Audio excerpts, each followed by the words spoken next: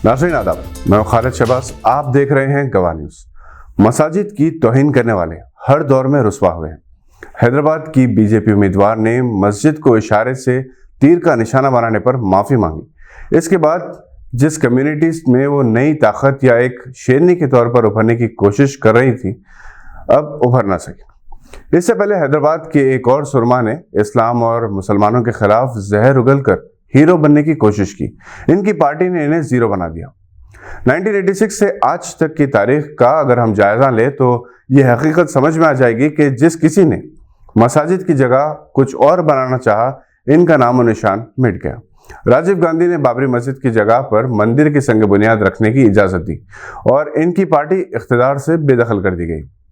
अडवाणी ने रथ यात्रा निकाली। वजीर आजम बनने का ख्वाब था। जिसने इनकी यात्रा का रथ चलाया था वो तो वजीर आजम बन गए और अडवाणी हमेशा की तरह हाथ मल कर रह गए।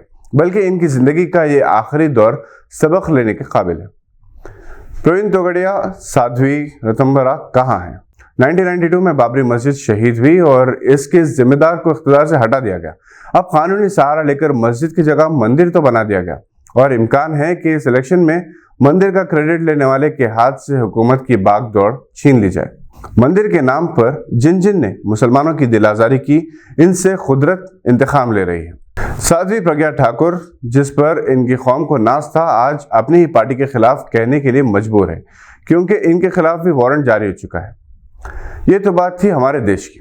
बात करेंगे अरब देशों की, जहां पर तौहीद की जगह शिर्क के अड्डे कायम होने लगे और अल्लाह का अजाब वहां पर नाजिल होने लगा। मुत्तहिदा अरब इमारात इसकी ताज़ा मिसाल है।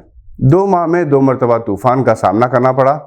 अरबों डॉलर्स का नुकसान हो गया। सैकड़ों गाड़ियां डूब गई। आसमान को छूने वाली इमारतों में रहने वाले कभी अपने आप पर फख्र करते थे। आंधी तूफान गरज और कड़क से लरज रहे थे।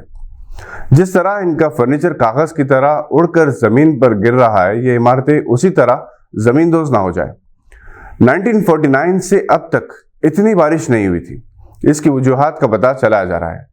बाज़ ज़राए का कहना है कि क्लाउड सीडिंग की वजह से ये तूफान आया, मगर दुबई के हुक्काम इसकी तरदीद कर रहे हैं। 48 घंटों में दुबई की हालत बदल गई। हुकूमत नुकसान का अंदाजा लगा रही है। दुबई से 130 किलोमीटर के फासले पर शहरुल ऐन में 254 मिलीमीटर और फुजैरा में 145 मिलीमीटर बारिश हुई, जो एक नया रिकॉर्ड है। दुबई इंटरनेशनल एयरपोर्ट को देखकर लगता है कि जहाज पानी पर लैंड कर रहे हैं। यहाँ 95 मिलीमीटर बारिश हुई। ये दुनिया का दूसरा मसरूफ तरीन एयरपोर्ट है। गुज़िश्ता चंद महीनों में 80 मिलियन विजिटर्स यहाँ आ चुके हैं। फ्लाइट्स कैंसिल कर दी गई थी और अब एयरपोर्ट दोबारा खोल दिया गया है, मगर परवाज़ें पूरी तरह बहाल नहीं हो सकी।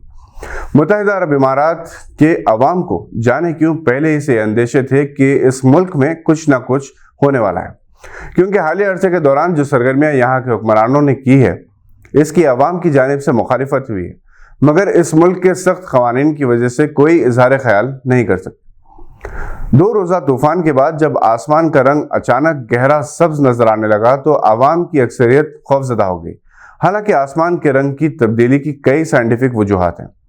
साइंसदानों के मुताबिक इसे डेरिको कहते हैं। फिजा में पानी की बहुत ज़्यादा मौजूदगी और बादलों में भी पानी की ज़्यादा मकदार से आसमान का रंग नीला हो जाता है और जब सूरज की सुर्ख शुआएं इस पर पड़ती हैं तो सब्ज रंग नजर आता है। यह भी इत्तेफाक है कि मुकम्मल सूरज ग्रहण के बाद से अरब ममालिक में ऐसे हालात पैदा हुए और आम आदमी में ये बात मशहूर होने लगी है कि दज्जाल की आमद का वक्त आ चुका है और बहुत सी निशानियां क़यामत की ज़ाहिर होने लगी हैं। तालीम याफ्ता तबका हर कुदरती वाक़े को साइंटिफिक ज़हनियत से देखना चाहता है। अपने तौर पर वो इसका नतीजा निकाल लेता है और ख़ुद इसे इस पर यकीन नहीं होता।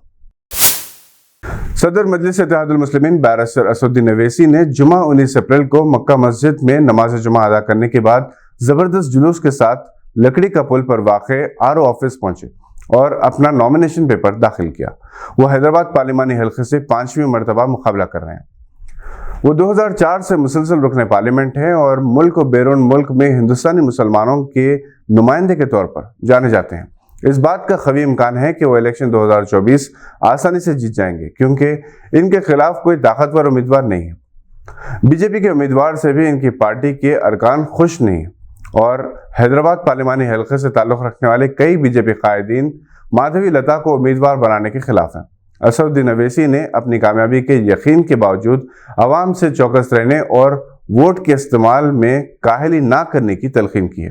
عام طور پر مسلم ووٹرز اپنے امیدوار کی کامیابی کے یقین ہونے پر ووٹ ڈالنے میں کاہلی کرتے ہیں، جس سے اپوزیشن کا فائدہ ہوتا ہے۔ یہ تھی آج کی چند اہم خبروں پر نظر۔ کچھ ایسی اہم خبروں کو لے کر ہم پھر حاضر ہوں گے اگلے بلیٹن میں۔ تب تک کے لیے دیکھتے رہیے گواہ۔